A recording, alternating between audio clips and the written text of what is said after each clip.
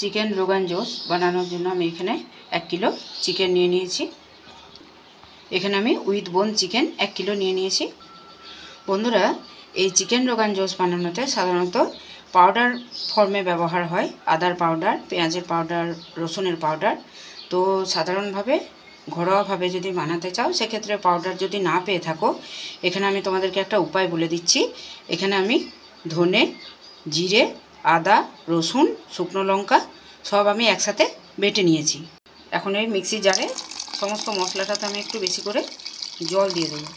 একটা বাটি এবং ছাঁকনির সাহায্যে আমি এটা পুরো স্ট্রেন করে নেব। একটু ট্যাপ ট্যাপ করে দিলে মোটামুটি সমস্ত বাটা মশলাটা আমি একটা ছাঁকনির সাহায্যে ছেঁকে নিয়েছি। দেখো বন্ধুরা, এই দরদরে ভাবটা যাতে না থাকে তার জন্যই ছেঁকে নেওয়া। আর এটাও আমি ফেলে দেবো না, আবার আরেকবার বেটে নিয়ে অন্য কোনো রেসিপিতে আমি ব্যবহার করে নেব। 1 কিলো চিকেনের ক্ষেত্রে এই 4টে টমেটো যথেষ্ট, মিক্সিতে পেস্ট করে নেব। 4টে টমেটো মিক্সিতে খুব ভালোভাবে পেস্ট করে নিয়েছি। এটা আর কোনো ছাঁকার প্রয়োজন পড়বে না বন্ধুরা। এখন গ্যাস জেলে কড়াই বসিয়ে দিয়েছি, দিয়ে দিচ্ছি সরষের তেল বেশ খানিকটা। এখানে মিডিয়াম সাইজের 3টে পেঁয়াজ আছে। 1 কিলো মাংসের ক্ষেত্রে এটা যথেষ্ট। এখন এই তেলের মধ্যে আমি দিয়ে দেবো।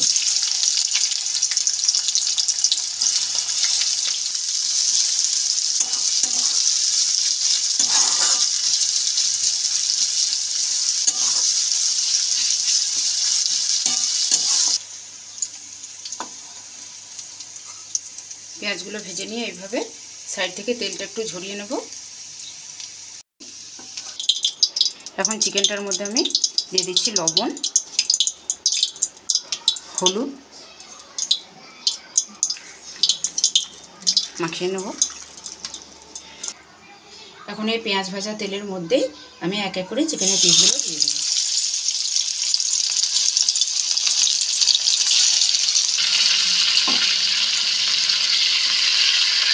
একটু উল্টে পাল্টে এগুলো ভেজে নিয়ে তুলে নেব। 1 রাউন্ড তুলে নিয়ে আবার 1 রাউন্ড কড়াইয়ে ছেড়ে দিলাম।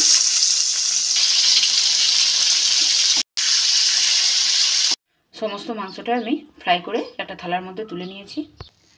ওই ভেজে রাখা মাংসের যে তেলটা ছিল ওই তেলের মধ্যেই দিয়ে দিচ্ছি হিং ফোড়ন। যে মশলাগুলো জলটা ছিল সেটা এখন তেলের মধ্যে দিয়ে দেবো। বন্ধুরা, এই মশলাটা আমি আবার একবার বলে দিই। এখানে 1:1 অনুপাতে ধনে, জিরে আর 1.5 ইঞ্চি মতো আদা আর একটা গোটা কোয়া রসুন, খুললে যতগুলো কোয়া বেরোয় ততগুলো রসুন একসাথে আমি মিক্সিতে পেস্ট করে নিয়েছিলাম। সেটা ছেঁকে নিয়ে জলটা এখন দিয়ে দিলাম। এটা এখন ফোটা অবধি আমি অপেক্ষা করব।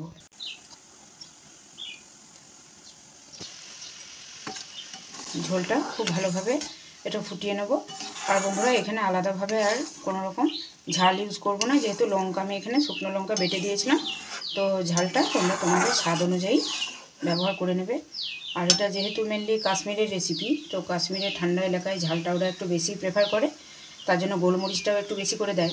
কিন্তু বন্ধুরা, আমরা গ্রীষ্মপ্রধান দেশ, এখানে ঝালটা একটু অনেকেই পছন্দ নাও করতে পারে, তাই এখানে খুব বেশি ঝাল আমি ব্যবহার করছি না। তোমরা তোমাদের স্বাদ অনুযায়ী ব্যবহার করে নেবে। এখানে আমি দিয়ে দিলাম টমেটোর পেস্টটা, দিয়ে দিচ্ছি হলুদ, লবণ ও স্বাদ অনুযায়ী দিয়ে দিলাম। এখন এই ফুটন্ত অবস্থায় দিয়ে দিচ্ছি বেশ খানিকটা কাশ্মীরি লাল লঙ্কার গুঁড়ো।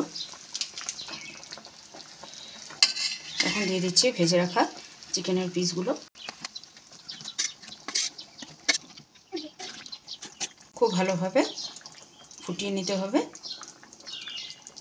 আর বন্ধুরা, এখানে শুধুমাত্র হিং ফোড়নই পড়বে। আর এটা যেহেতু পাউডার মশলা দিয়ে ব্যবহার হয়, মানে যেমন ধরো আদার পাউডার, রসুনের পাউডার, পেঁয়াজের পাউডার, তো তার বদলে আমি কিভাবে ব্যবহার করলাম সেটাও তোমরা দেখতে পেলে। আর খুব ক্রিমি একটা টেক্সচার হয় বলে এর মধ্যে কোনো রকম ফোড়ন যাবে না, যাতে দাঁতে পড়ে।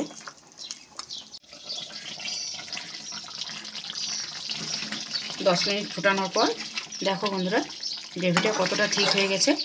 আর যে আদা, পেঁয়াজ, রসুন যে জলটা দিয়েছিলাম অনেকটাই রিডিউস হয়ে এসছে, আর কাঁচা গন্ধটাও চলে গেছে। আমি দিয়ে দিচ্ছি রান্নার শুরুতেই যে পেঁয়াজগুলো আমি বেরেস্তা করে রেখেছিলাম সেটা মিক্সিতে পেস্ট করে দিয়ে দিলাম।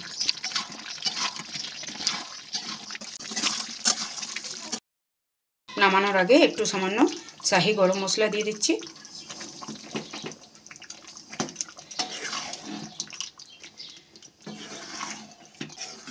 প্যান নিয়ে ওর মধ্যে দিয়ে দিলাম 1 চামচ মতো গাওয়া ঘি। দিচ্ছি রতনজোড়, যেটা কাশ্মীরি রেসিপিতে খুবই একটা গুরুত্বপূর্ণ ভূমিকা পালন করে বন্ধুরা।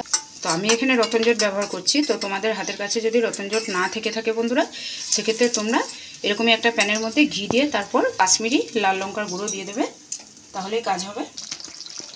এখন একটা ছাঁকনির সাহায্যে এই ঘিটা আমি ছেঁকে দিয়ে দেবো।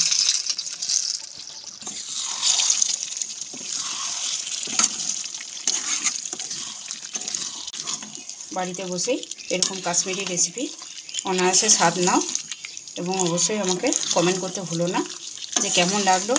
তোমরা দেখতেই পেলে কত ইজি প্রসেসে আমি তৈরি করলাম এই কাশ্মীরি চিকেন রোগান জোশ। আর এটা মাটন দিয়েও হয়, তোমরা চাইলে মাটন দিয়েও করতে পারো। তো যারা মাটন খাও না বা মাটনের রেস্ট্রিকশান আছে, সেক্ষেত্রে চিকেন দিয়ে এইভাবে অবশ্যই দুধের স্বাদ গুলে মেটানো যায়। তো আজকে এই পর্যন্তই বন্ধুরা, ফিরে আসছি আবার অন্য কোনো দিন অন্য কোনো জিভে জল আনা রেসিপি নিয়ে। ততক্ষণের জন্য সবাই সুস্থ থেকো, ভালো থেকো, টাটা।